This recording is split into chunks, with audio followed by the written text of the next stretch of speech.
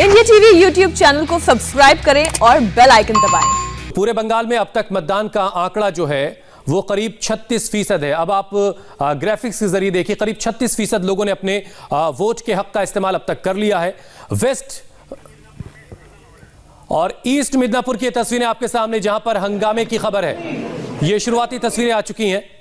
जैसा कि हमारे सहयोगी अजय जी कह रहे थे कि राजनीतिक हिंसा का एक पुराना इतिहास है वेस्ट बंगाल का, और आज भी हम शुरुआत से देख रहे हैं लगातार अलग अलग इलाकों से हिंसा की खबरें आ रही हैं। शुभेंदु अधिकारी के भाई सौमेंदु अधिकारी की गाड़ी पर हमला कांथी में हुआ, उनको भी हमने आपको दिखाया उनकी गाड़ी की क्या हालत हुई है। अब ये ईस्ट मिदनापुर की तस्वीरें हैं जहां पर कुछ हंगामे की खबरें हैं। हम और ज्यादा डिटेल जुटाने की कोशिश कर रहे हैं कि आखिर ये हंगामा किन वजहों से हुआ है। तो पिछले 5 घंटे से पश्चिम बंगाल में वोटिंग का सिलसिला जारी है और करीब 36% वोट अब तक पड़ चुके हैं। सबसे ज्यादा ईस्ट मिदनापुर में करीब 39% वोट पड़े हैं, सबसे ज्यादा ईस्ट मिदनापुर में। और जो ईस्ट मिदनापुर में जो हंगामे की खबर हम आपको बता रहे हैं, वहां से खबर यह आ रही है कि टीएमसी और बीजेपी के कार्यकर्ता आपस में भिड़ गए। अब सवाल यह भी कि वहां वेस्ट बंगाल में लोगों को इतना गुस्सा अजय जी आखिर क्यों आता है? दोनों पार्टियों के कार्यकर्ता गाहे बगाहे लड़ते भिड़ते रहते हैं। देखिए, इस बात को हमें समझना पड़ेगा कि जिन 30 विधानसभा सीटों पर आज मतदान हो रहा है, इन 30 में से 27 विधानसभा सीटें तृणमूल कांग्रेस ने 2016 में जीती थी। इसमें से 1 सीट कांग्रेस के पास गई थी और 2 सीट आरएसपी के पास गई थी। ये अपने आप में प्रदर्शित करता है कि कैसे भारतीय जनता पार्टी के लिए ये पूरा क्षेत्र महत्वपूर्ण है, खास करके तब जबकि 2019 के लोकसभा के चुनाव में इस क्षेत्र में 5 लोकसभा की सीटें हैं और सभी 5 सीटें बीजेपी ने जीती थी। तृणमूल कांग्रेस के लिए ये एक मौका है जब यहां वो अपनी सीटें बचाए, अन्यथा अगर शुरुआत सही नहीं होगी तो जाहिर सी बात है पूरे बंगाल के चुनाव पर इसका जोरदार असर पड़ेगा।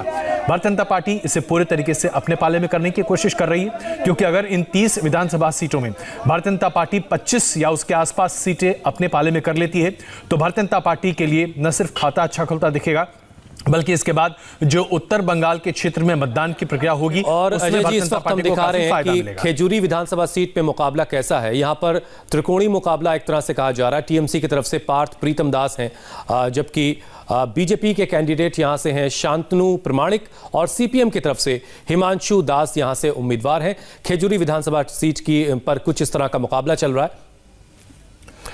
तो कुल मिलाकर देखा जाए तो ये क्षेत्र इसलिए भारतीय जनता पार्टी के लिए महत्वपूर्ण है।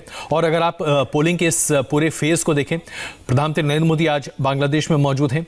जो शेड्यूल कास्ट वोटर्स हैं उनको एक तरह से अपने तरफ करने के लिए भारतीय जनता पार्टी का इससे बेहतर मौका नहीं हो सकता था। आज दिन की शुरुआत प्रधानमंत्री जी ने काली पूजा के साथ की।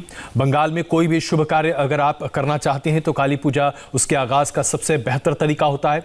और प्रधानमंत्री का खुद मंदिर में पूजा अर्चना आज सुबह सुबह करना बंगाल के अजय जी राजनीति के जो जानकार हैं, सियासत को समझने वाले सियासी पंडित जिन्हें हम कहते हैं अक्सर, वो ये भी कह रहे हैं कि बांग्लादेश का ये दौरा ऐसे वक्त में जब बांग्लादेश से सटे हुए सूबों में चुनाव चढ़ा। पहले जरा कुछ बड़ी खबर आई वो बता दें दर्शकों को। सुशांत घोष की गाड़ी पर भी हमले की खबर है। सुशांत घोष जो खेजूरी से सीपीएम के उम्मीदवार हैं, उनकी गाड़ी पर हमला हुआ है।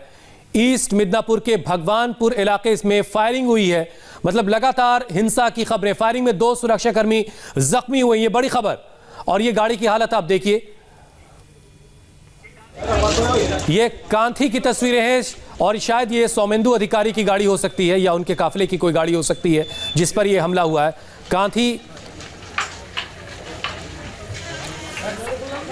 सौमेंदु अधिकारी की गाड़ी है, ये उसकी क्या हालत हुई है आप देखिए। ये तस्वीर लोकतंत्र के पर्व के दिन की वाकई बहुत ही शर्मनाक है।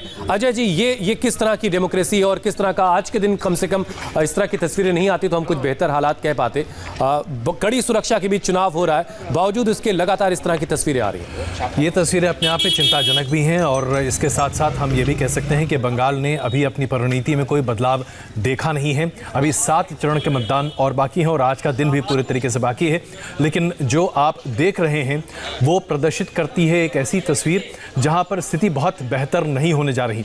ऐसे में जो सेंट्रल फोर्सेस हैं उनके डिप्लॉयमेंट पर ही अब पूरा दारोमदार होगा, क्योंकि बंगाल में अगर चुनावी এই জায়গায় ঢুকে যাওয়ার সাথে সাথে তখন আমি সমীরবাবুকে বলেছি, স্যার কী ব্যাপার, ওনারা কে এবং যা ভোটারও নয় এই বুথের, তা তিনি ওনারা কি, তা তিনি যখন এই কথা বলতে গেছি তখন যেনারা এই যে বাইরে যে যারা 50 জন ছিল তারা তখন আমার উপর চড়া।